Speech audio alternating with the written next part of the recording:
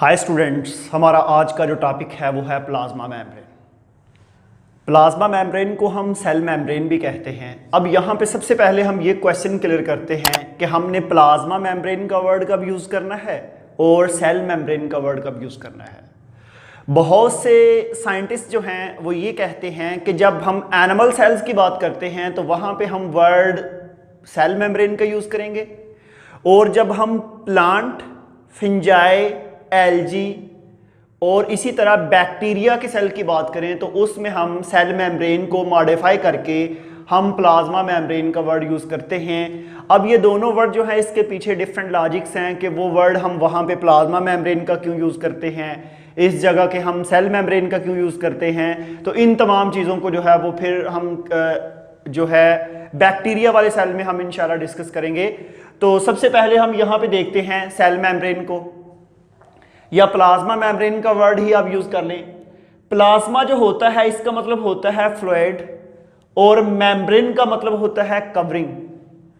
अब ये जो फ्लूइड है ये क्या है? ऐसी चीज जिसमें फ्लूइडिटी हो, ऐसी चीज जो बहती हो, उसको हम बोलते हैं प्लाज्मा। जरा थोड़ा सा देखें कि ये जो प्लाज्मा मेम्ब्रेन है ये चीज क्या है। स्टूडेंट्स, अगर हम देखें हमारी पूरी बॉडी जो है वो छोटे छोटे सेल से मिलके बनती है। अब वो जो सेल्स हैं उनके बाहर जो लेयर होती है, जो कवरिंग होती है, उसको हम बोलते हैं प्लाज्मा मेम्ब्रेन। जैसा कि आप किसी बिल्डिंग को देखें, वो बिल्डिंग छोटी छोटी ईंटों से बनती है और उन ईंटों के ऊपर जब प्लस्तर वगैरह कर दिया जाता है तो हमें बेसिकली अंदर ईंटें नजर नहीं आती। सेम हमारी बॉडी के अंदर भी इसी तरह छोटे छोटे सेल्स मौजूद होते हैं और उन सेल्स के बाहर जो कवरिंग होती है उस कवरिंग को हम बोलते हैं प्लाज्मा मेम्ब्रेन। हम यहाँ पे अगर डिस्कस करें कि ये जो प्लाज्मा मेम्ब्रेन है ये अगर फ्लूइड है, ये फ्लूइडिटी है, तो इसकी एग्जांपल क्या है।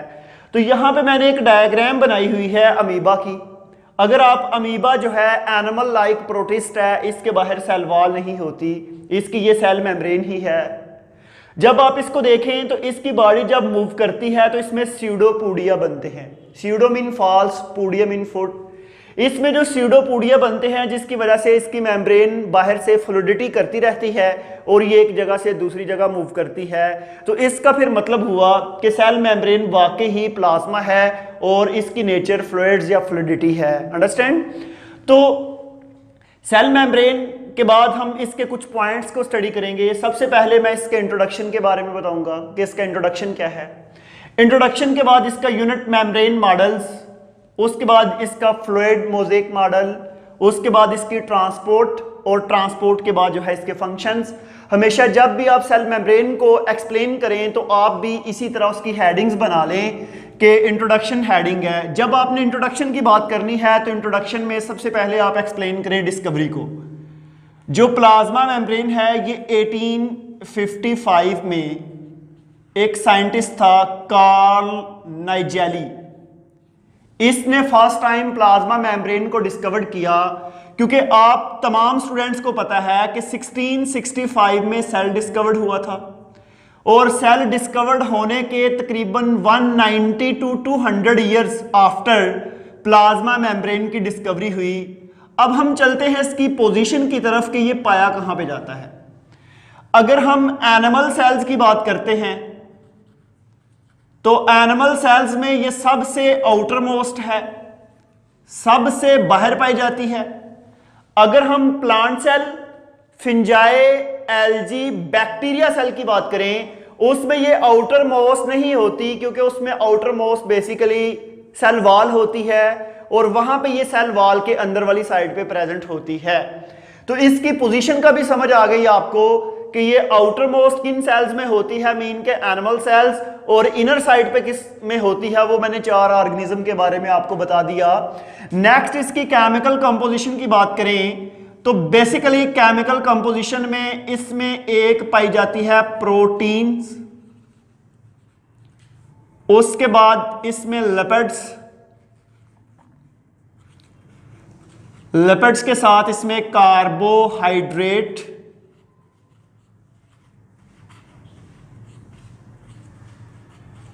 अब आपने इनकी परसेंटेज की बात करनी है कि वो कितने कितने परसेंट है। सेल मेम्ब्रेन में जो प्रोटीन होती है ये पाई जाती है 20 to 40%। सॉरी, लिपिड जो है ये पाई जाती है 20 to 40%। और जो प्रोटीन है ये पाई जाती है 60 to 80%। कार्बोहाइड्रेट 1 to 10%, क्योंकि कार्बोहाइड्रेट एक माइन्यूट अमाउंट में पाई जाती है। तो इंट्रोडक्शन में आपने तीन चीजें डिस्कस कर ली हैं, डिस्कवरी को पढ़ा है, पोजीशन को और केमिकल कॉम्पोजिशन को। अब हम देखेंगे जो आपके पास सेल मेम्ब्रेन है उसके मॉडल। इसके दो मॉडल हैं, एक है जिसको हम कहते हैं यूनिट मेम्ब्रेन मॉडल और दूसरा है जिसको हम कहते हैं फ्लूइड मोज़ेक मॉडल। अब पहले जो है हम डिस्कस करेंगे यूनिट मेम्ब्रेन मॉडल को कि यूनिट मेम्ब्रेन मॉडल है क्या। अंडरस्टैंड स्टूडेंट्स, इसमें तीन चीजें हैं जो हमने फोकस करना है यूनिट मेम्ब्रेन मॉडल पे, वो है लिपिड्स बाइलेयर। गौर से सुनना है, लिपिड्स बाइलेयर।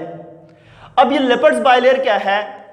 अगर फर्ज करें कि आपके पास एक बॉल है, आप एक बॉल को देखें और आप जब बॉल को ऐसे कट करें तो कट करने के बाद जब आप ऊपर से देखें, ऊपर से फॉर एग्जांपल ये बॉल ऐसे गोल है, जब सेंटर से कट करेंगे तो बॉल का दो पोर्शन बन जाएंगे। एक पोर्शन जो है, एक पोर्शन को मैंने ऐसे ऊपर से देख रहा हूं। जब मैं ऊपर से देखूंगा तो ये जो उसकी बाहर वाली लेयर है, इस लेयर में एक बाहर लेयर है जिसको आउटर लिपिड्स लेयर कहते हैं, जिसको मैंने ब्लैक से शो किया हुआ है। एक अंदर वाली साइड पे है जिसको इनर लिपिड्स लेयर कहते हैं, और सेंटर में जो ग्रीन कलर की लेयर नजर आ रही है, इस ग्रीन को हम बोलेंगे प्रोटीन। इसका मतलब फिर यह हुआ कि जो रॉबर्टसन साइंटिस्ट था जिसने यूनिट मेम्ब्रेन मॉडल दिया, उसके मुताबिक यह है कि जब भी आप प्लाज्मा मेम्ब्रेन या सेल मेम्ब्रेन को देखें, इसमें तीन लेयर हैं, बाहर भी लिपिड, अंदर भी लिपिड और सेंटर में प्रोटीन। इसको हम बोलते हैं यूनिट मेम्ब्रेन मॉडल, और ये इसको हम कहते हैं लिपिड बाइलेयर मॉडल भी कहते हैं। यहां पे क्वेश्चन है कि इसको हम यूनिट मेम्ब्रेन मॉडल क्यों कहते हैं? क्योंकि cell is the basic unit of life. Cell जो है बेसिक यूनिट है और उसके बाहर जो मेम्ब्रेन पाई जाती है उसको हम यूनिट मेम्ब्रेन भी कहते हैं, और फर्स्ट टाइम ये मॉडल दिया गया था इसलिए इसको यूनिट मेम्ब्रेन मॉडल भी कहते हैं। अंडरस्टैंड? उसके बाद ऑर्गेनेलिज लेयर है। सेल के अंदर जितनी भी ऑर्गेनेलिज पाई जाती हैं, उन तमाम ऑर्गेनेलिज के अंदर भी यही लेयर पाई जाती है जिसको हम प्लाज्मा मेम्ब्रेन कहते हैं। लेकिन वक्त के साथ जो है ये मॉडल फॉल्स हो गया। साइंटिस्ट ने कहा कि ऐसा नहीं है, क्योंकि अगर कोई लिपिड्स वाली चीज बाहर से इस मेम्ब्रेन को क्रॉस करके सेल के अंदर जाना है, तो वो जो लिपिड वाली चीज है वो लिपिड से क्रॉस कर जाएगी, आगे प्रोटीन को वो क्रॉस नहीं कर सकती। अंडरस्टैंड? जब वो प्रोटीन को क्रॉस नहीं करेगी तो वो सेल के अंदर नहीं जा सकती। इसी तरह कोई प्रोटीन वाली चीज है, जो प्रोटीन डिजॉल्व चीज है, वो यहां से क्रॉस नहीं कर सकती लिपिड से। इसलिए साइंटिस्ट ने कहा कि बहुत सारी चीजें सेल के अंदर भी जाती हैं और सेल से मूव करके बाहर भी आती हैं। तो ये जो मॉडल है इसके मुताबिक ना तो लिपिड क्रॉस करके सेल के अंदर जा सकती है और ना ही प्रोटीन क्रॉस करके जा सकती है। अंडरस्टैंड? तो इस तरह ये मॉडल जो है ये फॉल्स हो गया। इसके बाद जो नेक्स्ट मॉडल था उसको हम बोलते हैं फ्लूइड मोज़ेक मॉडल। ये जो फ्लूइड मोज़ेक मॉडल है, ये दो साइंटिस्ट थे, सैंगर एंड निकोलसन। 1972 के अराउंड अबाउट जो है ये मॉडल दिया गया। इनके मुताबिक क्या है, इन्होंने ये कहा कि जब भी इन्होंने जो मॉडल दिया था उसको बोलते हैं फ्लूइड मोज़ेक मॉडल। पहले तो आप फ्लूइड मोज़ेक मॉडल का मतलब समझे कि ये मोज़ेक क्या है। इसको हम रिलेट करते हैं एक आइसबर्ग से। आइसबर्ग क्या होते हैं कि जब भी आप किसी ऐसे सी या ओशन को देखें जिसका टेम्परेचर माइनस में होता है, फॉर एग्जांपल आप अर्थ के नॉर्थ पोल पे या साउथ पोल पे जाएं, वहां पे जो जितना भी आपके पास वाटर है, सी एंड ओशंस, वो बहुत ही कूल टेम्परेचर है वहां पे, और कुछ जो है आइस पानी के ऊपर तैर रही है, कुछ आइस पानी के अंदर है, और कुछ ऐसे पानी को क्रॉस किए हुए है, मीन के बेशुमार वहां पे आइस मौजूद है। उसको हम बोलते हैं आइसबर्ग। मेरी बात को जरा सुनना है। पानी जो है वो लिपिड है, अगर वो पूरे का पूरा आप एक दरिया को या समंदर को देखें, वो पानी है, पानी लिपिड है, और लिपिड के अंदर जो आइस है वो प्रोटीन है। साइंटिस्ट ने ये कहा, ये जो दो साइंटिस्ट थे, इन्होंने कहा कि जब भी हम सेल मेम्ब्रेन का स्ट्रक्चर स्टडी करें, सेल मेम्ब्रेन के स्ट्रक्चर्स के अंदर लिपिड्स बाइलेयर होती है, लेकिन उसमें कुछ प्रोटीन ऊपर वाली साइड पे हैं, कुछ उसको क्रॉस कर रही हैं और कुछ नीचे वाली साइड पे हैं। और ये जो प्रोटीन है इसकी अरेंजमेंट इर्रेगुलर है, और इस इर्रेगुलर अरेंजमेंट को हम मोज़ैक पैटर्न कहते हैं, क्योंकि मोज़ैक का मतलब होता ही इर्रेगुलर है। ठीक है जी। तो ऐसे हमारे पास इसमें प्रोटीन जो है वो मोज़ैक मैनर्स में होती है, और फ्लूइड मोज़ैक मॉडल के मुताबिक हम इसका स्ट्रक्चर देखते हैं कि इसका स्ट्रक्चर कैसा है। जब भी आप सेल मेम्ब्रेन को देखें, फॉर एग्जांपल मेरे पास ये सेल मेम्ब्रेन है, इसमें एक लिपिड्स फास्फोलिपिड्स की ये लेयर है और एक फास्फोलिपिड्स की ये लेयर है, इसको डबल लेयर कहते हैं। ठीक है, इसको मैंने यहां पे कुछ डिटेल में बनाया हुआ है। अगर आप फास्फोलिपिड का स्ट्रक्चर्स देखें, इसमें टॉप पे इसका हेड है जिसको हम बोलेंगे हाइड्रोफिलिक। हाइड्रोफिलिक कहते हैं, हाइड्रो मीन वाटर, फिलिक का मतलब होता है अट्रैक्ट करना, लवर, ये वाटर लवर पॉइंट है। और नीचे ये जो दो टेल हैं इसको हम बोलते हैं हाइड्रोफोबिक।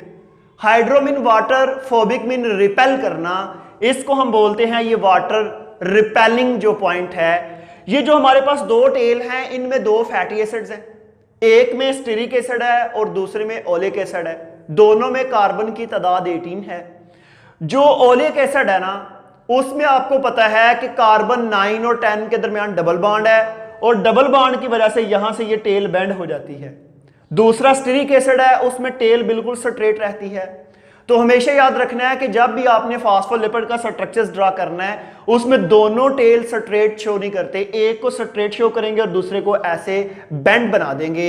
ये हमारे पास फास्फोलिपिड का स्ट्रक्चर।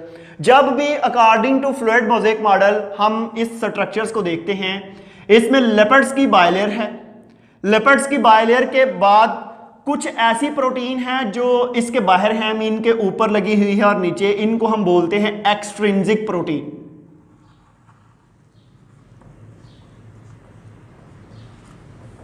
एक्सट्रिंसिक प्रोटीन कुछ ऐसी हैं जो इसके सेंटर से क्रॉस कर रही हैं, इनको हम बोलेंगे इंट्रिंसिक प्रोटीन। इसके अलावा अगर आप इसकी सेल की बाहर वाली सरफेस को देखें, तो फॉर एग्जांपल ये सेल है, अगर आप सेल की बाहर वाली सरफेस, क्योंकि ये जो मैंने ब्लू कलर की डायग्राम बनाई हुई है, सर्कल सा बनाया है, ये ब्लू कलर का, ये बेसिकली प्लाज्मा मेम्ब्रेन है। अगर आप प्लाज्मा मेम्ब्रेन को देखें, इसके बाहर वाली सरफेस पे ऐसे छोटे छोटे स्ट्रक्चर्स, केमिकल्स होते हैं जिसको हम कॉन्जुगेटेड मॉलिक्यूल कहते हैं। ये ग्रीन कलर से कॉन्जुगेटेड मॉलिक्यूल्स बनाए हुए हैं। कॉन्जुगेटेड मॉलिक्यूल्स में आपके पास ग्लाइकोप्रोटीन,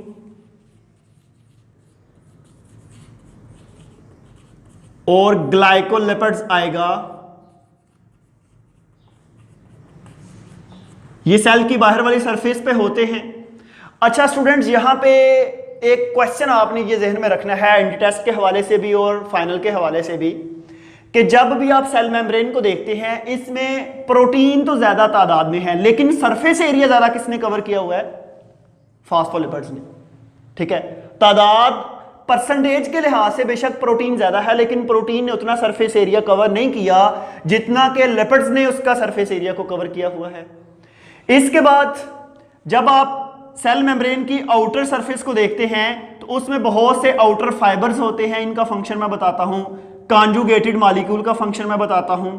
और इसी तरह जब आप प्लाज्मा मेम्ब्रेन की अंदर वाली साइड को देखते हैं, साइटोप्लाज्म वाली साइड, तो साइटोप्लाज्म वाली साइड में बेशुमार छोटे छोटे फाइबर्स होते हैं जिनको हम बोलते हैं साइटोस्केलेटन, जो एनिमल सेल्स को शेप भी देते हैं साइटोस्केलेटन की हेल्प से। तो ये जो, उसके बाद फास्फोलिपिड्स के अंदर कुछ कोलेस्ट्रॉल है जिसको मैंने यहां पे ग्रीन कलर से शो किया हुआ है, कोलेस्ट्रॉल। अंडरस्टैंड? तो इसका मतलब ये हुआ कि इसकी कंपोजिशन में लिपिड्स की दो टाइप हैं, एक है फास्फोलिपिड और दूसरा है कोलेस्ट्रॉल। फास्फोलिपिड और कोलेस्ट्रॉल जो है ये सेल मेम्ब्रेन को फ्लेक्सिबिलिटी और रिजिडिटी प्रोवाइड करते हैं।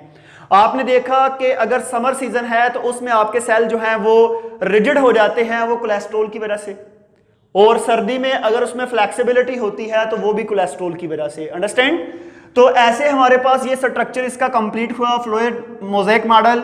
फ्लूइड मोज़ेक मॉडल के बाद हम नेक्स्ट इसके पॉइंट की तरफ चलते हैं जिसको हम बोलते हैं ट्रांसपोर्ट। स्टूडेंट्स, ट्रांसपोर्ट के हवाले से मैंने 4 पॉइंट लिखे हैं। पहला है सिलेक्टिवली परमिएबल मेम्ब्रेन, दूसरा है एक्टिव ट्रांसपोर्ट, तीसरा है पैसिव ट्रांसपोर्ट, चौथा है साइटोसिस। जब भी आप सिलेक्टिव परमिएबल मेम्ब्रेन की बात करते हैं, ये एक ऐसी मेम्ब्रेन है जो हर चीज को अलाउ नहीं करेगी कि सेल के अंदर आ जाए। पहले उसको सेलेक्ट करेगी, फिर उसको अलाउ करेगी कि सेल के अंदर क्रॉस होके वो साइटोप्लाज्म के अंदर आ जाए। ऐसी मेम्ब्रेन जो पहले सिलेक्ट करे और फिर चीज को अलाउ करे उसको बोलते हैं सिलेक्टिवली परमिएबल मेम्ब्रेन। उसके बाद है एक्टिव ट्रांसपोर्ट। बहुत सी चीजें जो बाहर से मूव करके सेल के अंदर आए, जैसा कि यहां पे बेशुमार आयंस बनाए हुए हैं, इन आयंस को सेल से बाहर से अंदर मूव करवाने के लिए एटीपी रिक्वायर्ड है, और एटीपी जिस प्रोसेस में रिक्वायर्ड हो उसको हम बोलते हैं एक्टिव ट्रांसपोर्ट। एक्टिव के बाद है पैसिव ट्रांसपोर्ट। पैसिव ट्रांसपोर्ट ऐसी ट्रांसपोर्ट होती है जिसमें बगैर एनर्जी लगाए चीज बाहर से सेल के अंदर चली जाए या सेल के अंदर से बाहर आ जाए, और ये होती है against the gradient. For example, मेरे पास ये सेल है, ये सेल का साइटोप्लाज्म है। सेल के साइटोप्लाज्म में यहाँ पे कुछ केमिकल्स हैं ब्लू कलर के, वो तादाद में बाहर ज्यादा हैं, तो ये बाहर से अगेंस्ट द ग्रेडियंट अंदर मूव कर जाएंगे। जब ये मूव करेंगे बगैर एनर्जी लगाए तो ऐसी ट्रांसपोर्ट को हम बोलते हैं पैसिव ट्रांसपोर्ट। और ये जो पैसिव ट्रांसपोर्ट होती है ये स्पेशल प्रोटीन के जरिए होती है जिसको हम इंट्रिंसिक प्रोटीन या चैनल प्रोटीन कहते हैं। चैनल प्रोटीन के जरिए ये बाहर से अंदर आएगी या अंदर से ये बाहर मूव कर जाती है। इसके अलावा इन्हीं प्रोटीन के जरिए ऑक्सीजन और कार्बन डाइऑक्साइड जो है वो भी मूव करके अंदर आएगी या अंदर से बाहर चली जाएगी। जिस तरह के जब आप सांस लेते हैं तो सांस लेने के अमल में क्या होता है कि जब आप ब्रेथ करते हैं, इनहेलेशन करते हैं, तो बाहर से ऑक्सीजन आपकी बॉडी में जाएगी और वो ऑक्सीजन ब्लड से सेल के अंदर चली जाती है। किस प्रोसेस के जरिए? डिफ्यूजन के जरिए। और सेल के अंदर जब एरोबिक रेस्पिरेशन होती है उस नतीजे में बनती है कार्बन डाइऑक्साइड। वो कार्बन डाइऑक्साइड दोबारा डिफ्यूजन के जरिए सेल से बाहर ब्लड में आती है और ब्लड से फिर वो ब्लड लंग्स में और लंग से नॉस्ट्रल्स के जरिए एनवायरनमेंट के अंदर एक्सहेल हो जाती है। अंडरस्टैंड? उसके बाद 2 चीजें यहां पे और हैं। जो लिपिड डिसॉल्व पार्टिकल हैं उनको चैनल प्रोटीन की कोई जरूरत नहीं, वो डायरेक्ट लिपिड में डिसॉल्व होते हैं और डायरेक्ट सेल के अंदर चले जाते हैं बगैर चैनल प्रोटीन के। वाटर जो है ये भी सेल के अंदर जाएगा, इसके लिए स्पेशल किस्म की प्रोटीन होती है जिसको एक्वा प्रोटीन कहते हैं। अब यहां पे एक चीज याद रखनी है कि जब आप सेल मेम्ब्रेन का स्ट्रक्चर्स देखें, सेल मेम्ब्रेन के स्ट्रक्चर्स में oxygen, carbon dioxide, ion, sodium, potassium, water, ये जितने भी चैनल प्रोटीन के जरिए मूव करके सेल के अंदर आएंगे, इन तमाम के लिए स्पेशल प्रोटीन है। अगर वाटर एक्वा प्रोटीन से मूव करके अंदर जाता है तो एक्वा प्रोटीन से ऑक्सीजन मूव करके अंदर नहीं जाएगी, एक्वा प्रोटीन से कार्बन डाइऑक्साइड मूव करके अंदर नहीं जाएगी। उनके लिए स्पेशल चैनल प्रोटीन है जो उनको अलाउ करेंगे। अंडरस्टैंड? तो ऐसे 2 चीजें और ज़हन में रखनी है कि जब भी बाहर से कोई चीज अंदर आती है, अगर वो न्यूट्रल हो, जैसा कि वाटर है H2O, ये न्यूट्रल है, सोडियम क्लोराइड आयन की फॉर्म में होता है, तो जो हमारे पास सोडियम क्लोराइड जो स्प्लिट होता है तो sodium ion and chloride ion वो आयन्स की फॉर्म में है। आयन्स जब बाहर से मूव करके अंदर आते हैं तो उनके लिए जरा डिफिकल्टीज है, वो इतनी इजीली मूव करके अंदर नहीं आते। लेकिन जो न्यूट्रल चीजें हैं वो इजीली मूव करेंगी और सेल के अंदर आ जाएंगी।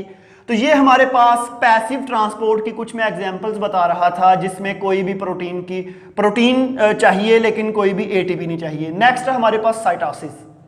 जब भी आप स्टूडेंट साइटोसिस की बात करते हैं, cytosis are also called vesicle transport.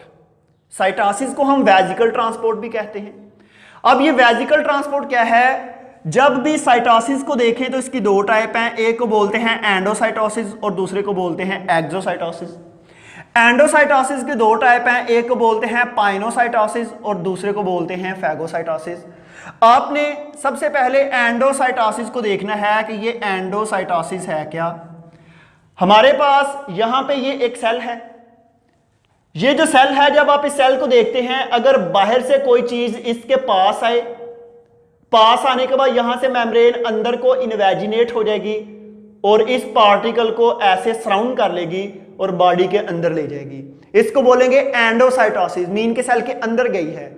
और जो ये चीज जब अंदर जाएगी तो इसके बाहर एक वेजिकल बन जाता है, इसीलिए इसको हम साइटोसिस या वेजिकुलर ट्रांसपोर्ट भी कहते हैं।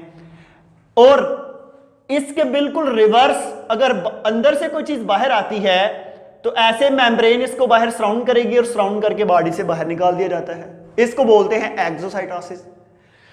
तो एंडोसाइटोसिस की दो टाइप्स हैं, एक को बोलते हैं पाइनोसाइटोसिस और दूसरे को बोलते हैं फैगोसाइटोसिस। जब भी पाइनोसाइटोसिस को देखें, अगर बाहर से कोई लिक्विड चीज अंदर जा रही है तो उसको बोलते हैं पाइनोसाइटोसिस। और इसके रिवर्स, अगर बाहर से कोई सॉलिड चीज अंदर जा रही है उसको बोल रहे हैं फैगोसाइटोसिस। फैगोसाइटोसिस की एग्जांपल है हमारे पास व्हाइट ब्लड सेल। आप अक्सर देखा है कि व्हाइट ब्लड सेल जितने भी इन्वेडर्स हैं, बाहर से आने वाले कोई भी माइक्रो ऑर्गेनिज्म को सेल के अंदर ले जाते हैं, वो सॉलिड फॉर्म में होते हैं, उसको हम बोलते हैं फैगोसाइटोसिस। इसी तरह अगर आप एक्सोसाइटोसिस की बात करें तो हमारे पास बहुत से हार्मोन्स हैं। बहुत से हार्मोन्स के अलावा आपने नर्व इंपल्स के अंदर एक टॉपिक पढ़ा है साइनेप्सिस, जिस जगह पे दो न्यूरॉन इकट्ठे होते हैं। एक न्यूरॉन से जब मैसेज दूसरे न्यूरॉन में जाना है तो वो जाता है न्यूरोट्रांसमीटर के जरिए, केमिकल्स के जरिए। तो सेल से जब केमिकल बाहर निकलेगा तो उसको वेजिकल की फॉर्म में ट्रांसपोर्ट किया जाता है, जिसको हम बोलते हैं एक्सोसाइटोसिस। अंडरस्टैंड जी स्टूडेंट। यहां पे आपने अभी मैं डिस्कस करना है next function of cell membrane, लेकिन उससे पहले मुझे आपने ये बताना है कि हमने अब क्या पढ़ा। तो मेरे ख्याल में हर स्टूडेंट को पता है कि प्लाज्मा मेम्ब्रेन के अंदर सबसे पहले आपने इंट्रोडक्शन पढ़ा है, उसमें डिस्कवरी को देखा। डिस्कवरी के बाद आपने केमिकल कंपोजिशन एंड पोजीशन को देखा। दूसरा पॉइंट आपने पढ़ा जी यूनिट मेम्ब्रेन मॉडल जो रोबस्टन ने दिया था, उसमें बताया जी लिपिड बाइलेयर है, लेकिन वो मॉडल गलत हो गया। उसके बाद आपने फ्लूइड मोज़ेक मॉडल को पढ़ा, जिसको आपने डिटेल में स्टडी किया। ये सारी जो डायग्राम है ये सारी फ्लूइड मोज़ेक मॉडल को एक्सप्लेन करती है। फ्लूइड मोज़ेक मॉडल के बाद आपने ट्रांसपोर्ट पढ़ी। कुछ ऐसी ट्रांसपोर्ट है जिसमें एनर्जी चाहिए, कुछ ऐसी है जिसमें एनर्जी नहीं चाहिए, सिलेक्टिवली होती है कुछ ट्रांसपोर्ट, और कुछ ट्रांसपोर्ट में जो है वो वेजिकुलर है, साइटोसिस के जरिए होती है। अंडरस्टैंड। तो अभी हम स्टार्ट करते हैं फंक्शन ऑफ प्लाज्मा मेम्ब्रेन। पहली वही बात कि प्लाज्मा मेम्ब्रेन जो है ये सपोर्ट करती है। प्लाज्मा मेम्ब्रेन सपोर्ट करेगी क्योंकि आपकी बॉडी में जितने भी सेल्स हैं उनके बाहर जो कवरिंग है वो प्लाज्मा मेम्ब्रेन है। अगर प्लाज्मा मेम्ब्रेन डैमेज हो जाए तो तमाम का तमाम साइटोप्लाज्म जो है वो फ्लो करके बाहर आ जाएगा और सेल की डेथ हो जाएगी। पहला काम सपोर्ट। इसके अलावा बेशुमार माइक्रो ऑर्गेनिज्म है जिसको वो एंटर ही नहीं होने देता। उसके बाद हमारे पास है नर्व इंपल्स या ट्रांसमिशन। यहां पे एक छोटी सी हम डायग्राम भी ड्रा कर लेते हैं। अगर आप एक न्यूरॉन के स्ट्रक्चर्स को देखें, ये फॉर एग्जांपल मेरे पास एक न्यूरॉन है, इसमें सेंटर में ये सेल बॉडी है, इसका एक कॉर्नर एक्सॉन और डेंड्रॉन, और ये जो बाहर मैंने मेम्ब्रेन बनाई है ये इसकी प्लाज्मा मेम्ब्रेन है। इसके ऊपर ना मैसेज पॉजिटिव और नेगेटिव की फॉर्म में मूव करेगा। आपने sodium and potassium ion concentration को पढ़ा होगा, जिसको हम डिटेल में नर्व इंपल्स में एक्सप्लेन करेंगे। ये जो है ये प्लाज्मा मेम्ब्रेन के ऊपर मैसेज मूव कर रहा है, तो इसका मतलब है नर्व्स के अंदर जितना भी मैसेज मूव करता है वो प्लाज्मा मेम्ब्रेन के जरिए मूव करता है। अगली बात है सेल रिकॉग्निशन एंड इम्यूनिटी। ये भी बड़ा अच्छा पॉइंट है स्टूडेंट्स। दुनिया में जितने भी सेल्स हैं, जितने भी इंसान हैं, उनके सेल के ऊपर कॉन्जुगेट मॉलिक्यूल की अरेंजमेंट होती है जिसमें ग्लाइकोप्रोटीन एंड ग्लाइकोलिपिड्स हैं। ये जो कॉन्जुगेट मॉलिक्यूल हैं इनका बेसिकली मतलब होता है रिकॉग्निशन करना। जब बाहर से कोई माइक्रो ऑर्गेनिज्म आए, ये कॉन्जुगेट मॉलिक्यूल चेक करते हैं कि आया कि ये सेल हमारी बॉडी का है या बाहर से इन्वेडर्स है। तो इस तरह ये सेल को रिकॉग्नाइज भी करता है और उसी तरह सेल को मैसेज दे के हमारी बॉडी को फिर हमारी इम्यूनिटी में बिल्टअप भी करेगा, क्योंकि जब ये रिकॉग्नाइज कर लेगा कि ये बाहर से कोई माइक्रो ऑर्गेनिज्म है, उसके नतीजे में फिर ये बॉडी में इम्यूनिटी भी पैदा करेगा। तो ऐसे सेल मेम्ब्रेन जो है ये हमारी इम्यूनिटी में भी पार्टिसिपेट करती है, हमारी इम्यूनिटी को इंक्रीज भी करती है। मैंने यहाँ पे ये दो स्ट्रक्चर्स बनाए हैं। जिस तरह आयंस की मूवमेंट के बारे में मैंने बताया था कि आयंस जो है इनकी मूवमेंट ज़रा थोड़ी सी मुश्किल होती है as compared to neutral elements. ये प्लाज्मा मेम्ब्रेन है, इसके सेंटर में ये चैनल प्रोटीन है, ये सोडियम है। जब सोडियम ने मूव करके इसके अंदर जाना है तो सोडियम क्या करता है, इस चैनल प्रोटीन के जरिए मूव करके अंदर जाएगा और यहाँ पे एनर्जी रिक्वायर्ड है, एटीपी लगेगी और इसको हम पैसिव ट्रांसपोर्ट करते हैं या कहते हैं। और ऐसी ही पैसिव ट्रांसपोर्ट जो है जब सेल रिकॉग्नाइजेशन हो रही होती है तो तब भी होती है, तब ये डिटेक्शन का काम करती है और इम्यूनिटी को इंक्रीज करती है। तो ये आज का हमारा एक बहुत ही सिंपल और आसान सा टॉपिक था जिसमें हमने प्लाज्मा मेम्ब्रेन को पढ़ा।